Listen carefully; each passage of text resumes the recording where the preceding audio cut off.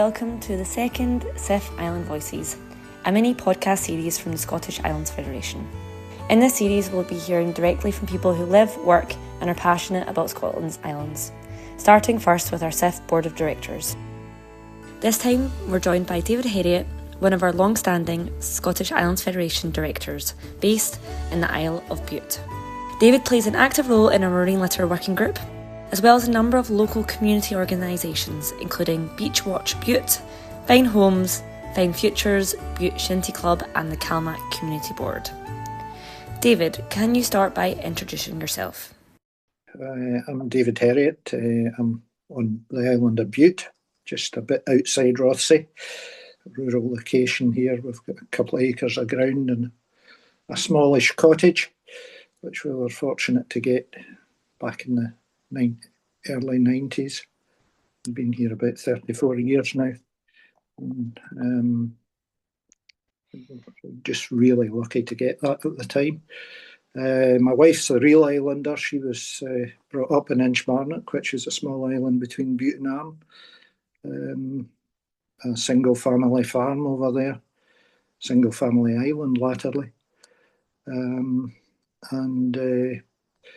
She's the island's now empty. It's hasn't had anybody on it for the last 40 years, just with changes in farming and one thing and another. So that was several thousand years of constant occupation that her family ended. So she's the real islander.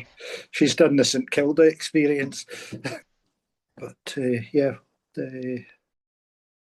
Has she been back to the island much since she left? She goes backwards and forwards. She's been involved in quite a lot of archaeology over there over the years. And that's why we know it's several thousand years of continuous occupation that they concluded, really.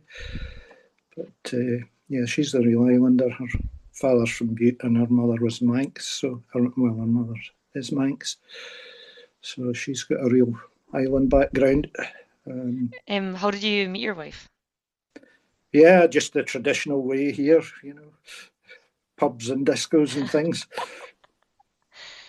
So you said that you moved to Bute 30 years ago. So where did you grow up before that? I was in Bute. I was in Bute from the age of 2 until I went off to university. My father was one of the GPs here, so in the days when GPs worked 18-hour days and things like that. Was it always your intention to move back to Bute after uni or later, or sort of what made you want to come back? I went away, 1978 to uni. I went up to Glasgow and I did an agricultural zoology degree. The early 80s, I suppose, were a bad time to be coming out of university. There weren't many jobs around in the Thatcher years. And fortunately, I'd worked for the estate here during the summer holidays, and I got a couple of years' work here with them in the estate doing sort of garden forestry stuff. And after that, I retrained as a chartered surveyor. So I was back in Glasgow from 84 to 89, roughly speaking. Worked for the District Valuer's Office, working mainly throughout Argyll and Bute.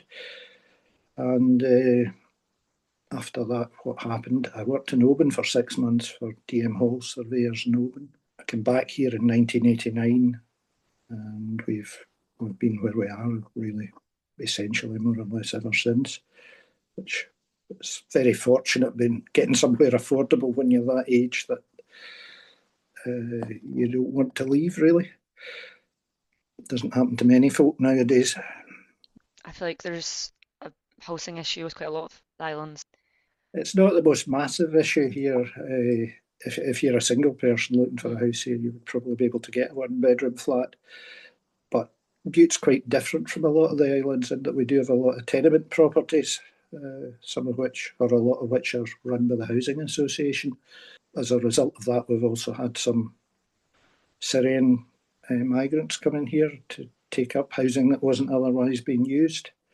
And that's been fairly successful, I think. A number of them have set up wee businesses here and moved on to other things in the mainland. as well. So that's been a success and just a byproduct of having housing. However, family housing's not so readily available, and I'm involved with the Housing Association, Vice Chair of the Housing Association here. So we are actively working in that. We've got some houses under construction just now and a big project coming up in the old secondary school over the next few years, we hope. Has that, do you feel like that's affected maybe some of the younger generation that want to return here with families just not being able to? There's a lack of affordable family homes. There's plenty big sort of sandstone houses, which are, maybe 300,000 or something like that. There's plenty of that type available, but that doesn't really fit in with the local wages too well there eventually. But next question is, what does a normal day look like for you? This certainly doesn't look like a normal one. It's sunny. A normal day, I would reckon, I'm not working now officially, but I would reckon about a third to a half of a day usually involves something to do with housing associations, SIF, Shinty Club, Beachwatch Bute, or I'm also on the Ferry Community Board for Calmac, and that takes up quite a bit of time as well, and a local ferry committee too. So yeah, there's usually probably about a third to a half of a day, I reckon, goes on these things, and we've got 2 acres of ground here, so the rest of it more or less goes on that.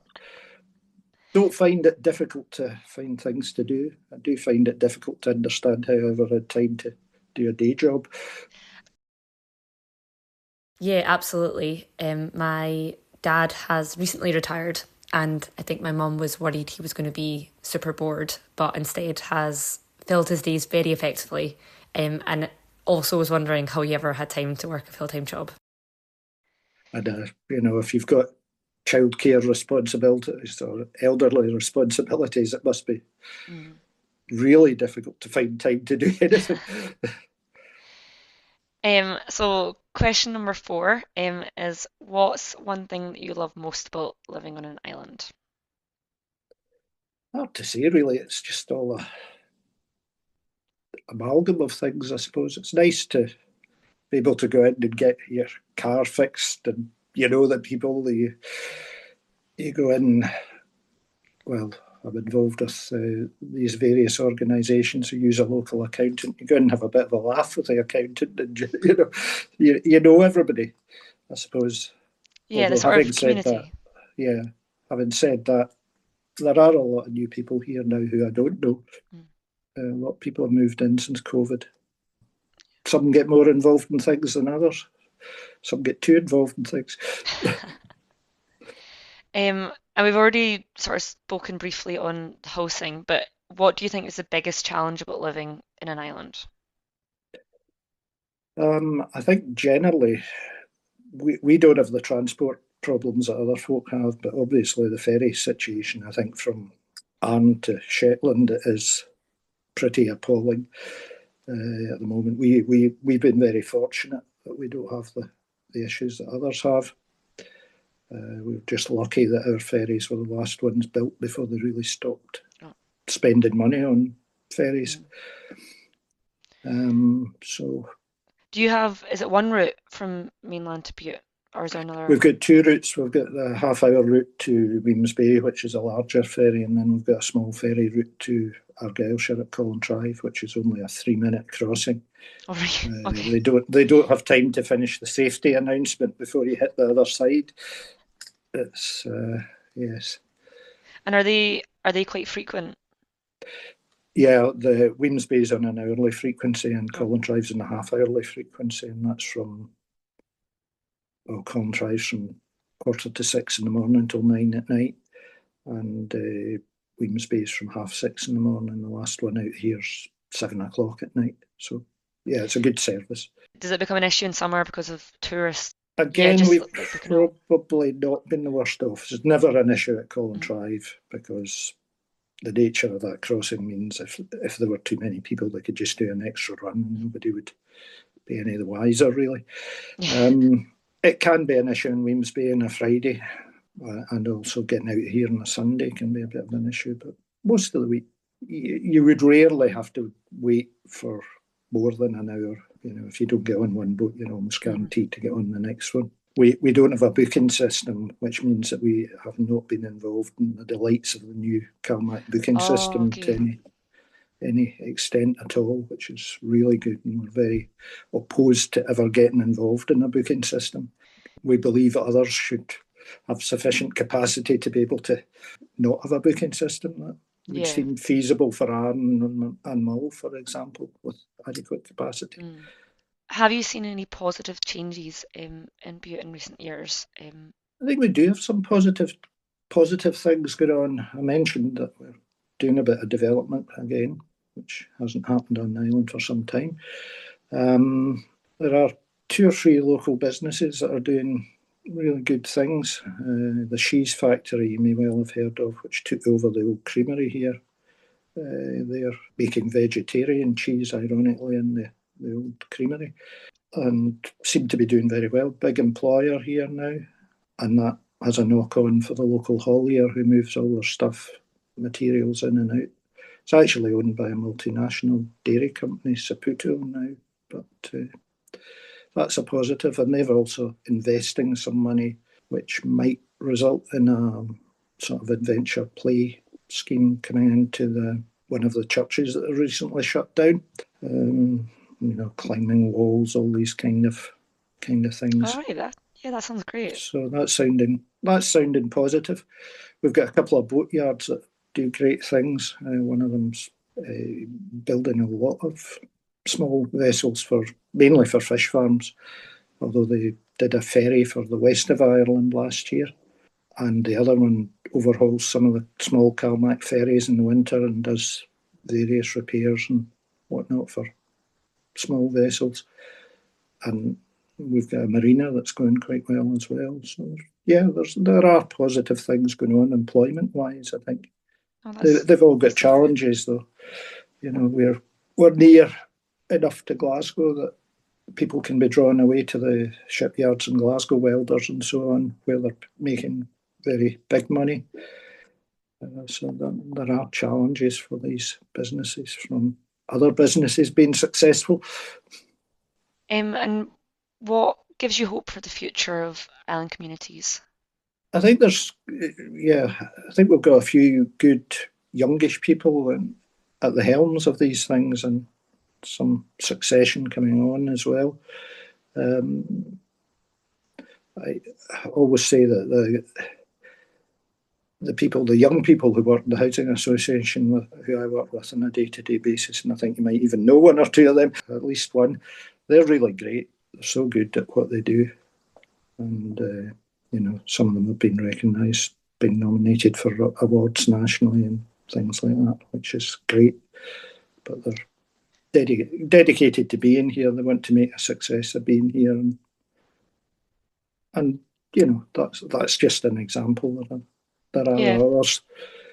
And, I was in Tiree last year at a Ferry Community Board meeting, and similarly met some really good folk there who were young folk who were running businesses on the island and things.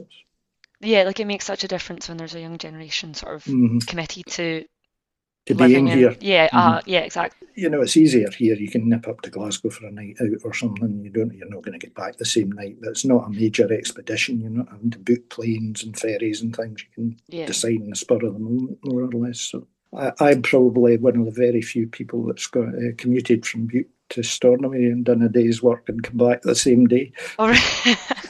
I tried it again a fortnight later, and it took 2 days, two full days, because the plane didn't come back. But, yeah. And do you have a favourite place, either in Bute or somewhere else? That's a hard one. I like my own garden, actually, on Bute, but there are loads of places in Bute where the scenery is just brilliant, and like many of the islands, you can go somewhere and meet nobody, go out to a beach in the evening or something, there's going to be nobody there. But I do spend quite a lot of time down in Galloway as well, down Wigtown area, and that sort of down the Runs of Galloway. And I think as somebody who's been involved with gardens and so on at Mount Stewart, and for myself, Logan Gardens is pretty hard to beat as a very special place. Okay, question number 9 is maybe like a tricky one, actually. Advice for your younger self. Yeah, it's probably I should have not come back here as much when I was at university.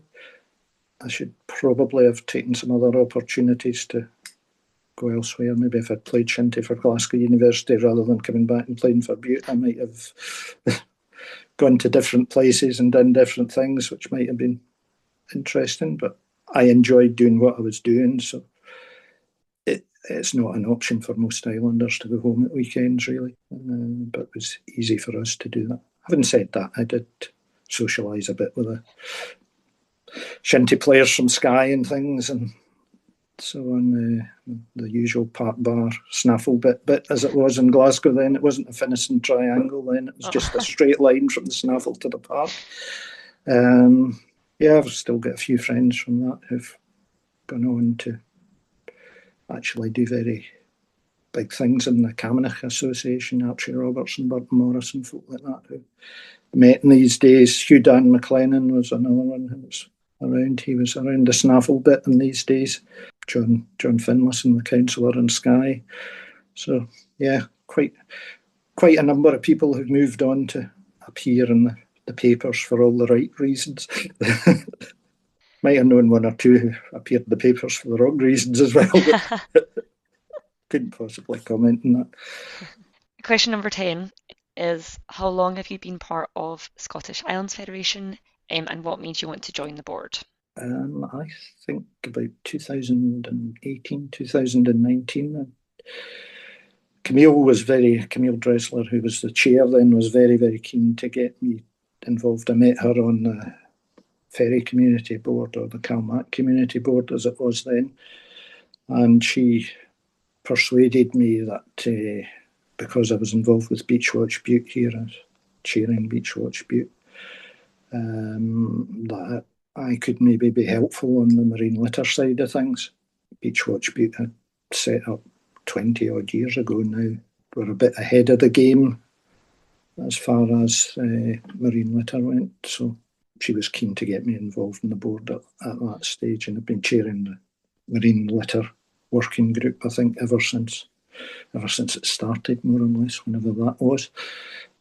The marine litter group has done a ton of work. Like, I feel like every sort of board meeting we have, sort of the level of work and output you guys have been doing is incredible. I can't take much credit for that, but we recruited some good people as far as our marine litter development officers go. They've been really excellent. Both in terms of Beachwatch Bute, do you want to tell us a little bit more about your work with that? We have, well, we're a charity first of all, and set up about 20 odd years ago when beach litter was a real major problem here. It was just pollution coming down the Clyde, essentially, mostly. And they were quite far-sighted at that time, got hold of a tractor, got hold of a pickup and trailer and so on, and employed, or didn't quite employ, but we've got a self-employed beach ranger who's extremely dedicated, and she's been doing the job for about 15 years, I think, or a bit more maybe.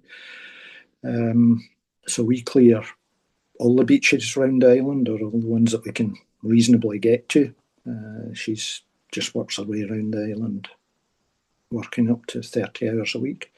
Wow.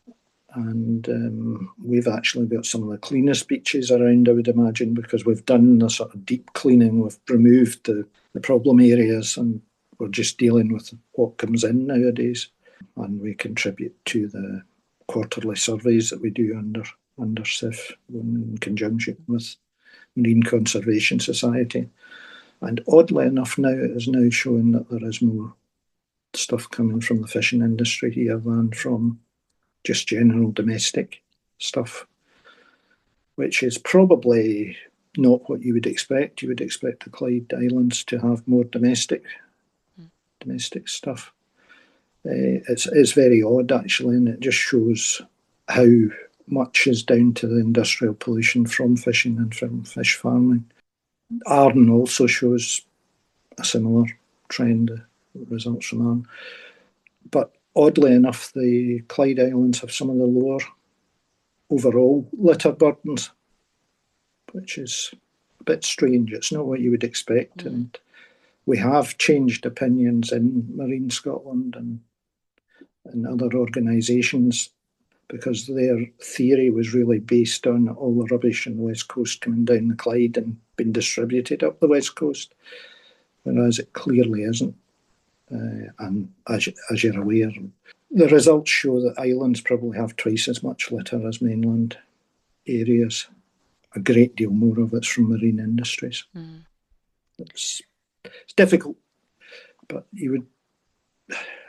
fishing boats are always going to lose some gear. There's always going to be some fallout from it.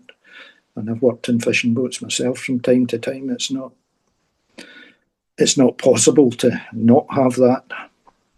But some of it's maybe just down to carelessness or not thinking, throwing the old grease gun refill over the side or the oil can or whatever. It just needs a bit more thought, really, I think. And is that your beach ranger that you mentioned? Is that like all year round? She's all year round, aye. That's a lot of time. Yeah, it sort of shows how much effort and time it takes to. She probably works a bit less in the winter with weather conditions and one thing and another, but we're having problems at the moment because our pickups kind of falling apart. I think all Toyota pickups have been recalled at the moment because of problems with the chassis. So I can imagine being a Toyota dealer and having all these farmers shouting at you at the moment would be a lot of fun. I feel like you've sort of touched on it, but what, with your work within SIF, what are you most proud of? If there's a particular project. Yeah, I think clearly the Marine Litter Working Group's good, but the housing group's coming on as well. It's doing some good things, and just people having contact saves them having to reinvent. And most times you find people are having similar problems. With all the marine litter that you gather in Bute, where does that go? Anything that we can reuse in some way goes back. I mean, if we get good fish boxes and things, you just put them down the pier and they go back to the fishing boats. And any lobster creels or anything like that are reusable, floats, that sort of thing, go back to fishermen. And odd things happen, people want bits of net for this or that. We try to do that as much as possible, but the general run-of-the-mill stuff just goes to the local, they call it a recycling centre, but it just goes off to landfill. Yep. Difficult to recycle most of it because it's polluted one way or another with seaweed or oil residue or sand or whatever. It's definitely a challenge. So our final question of the mini interview is, why do you think having organisations like SIF are worthwhile? I think inevitably in Scotland, and you see it through the Ferry Community Board and things as well, there is just because of the amount of population that's in the Central Belt, there is a Central Belt bias without much doubt, and the civil servants largely come from that background as well. So we need to counterbalance that one way or another. It can be quite difficult at times. It can be quite frustrating at times trying to explain things over and over again. But we've managed to move opinions a wee bit in the Marine Litter Working Group. We batter away at it in the Ferry Community Board, but without people out there doing that, nothing's going to happen. I don't think anybody wants to take the Marine Litter Challenge on because it's going to cost money somewhere along the line. And if volunteers do it, that's fine. Everybody's quite happy to look the other way and let that continue. But you do get volunteer fatigue, you get issues, and you wouldn't expect volunteers to go out and clean the streets, really, would you? It's somebody else's rubbish that Yeah, you're exactly. moving off. So that's part of it. I think we're always up against that, and persuading people to do island community impact assessments properly is difficult. Inclination is always just to say it's no different on the islands from anywhere else, I think, putting through proposals or legislation. Yeah, so that's all the questions that I wanted to go through. Thanks very Okay. much for answering them and taking time out of your day. And very busy day from the sounds of it, with all the different stuff. You were the only thing in the diary today, to be honest. And it's a nice sunny day, so Yeah, a few go other and things will be enjoy happening, I think.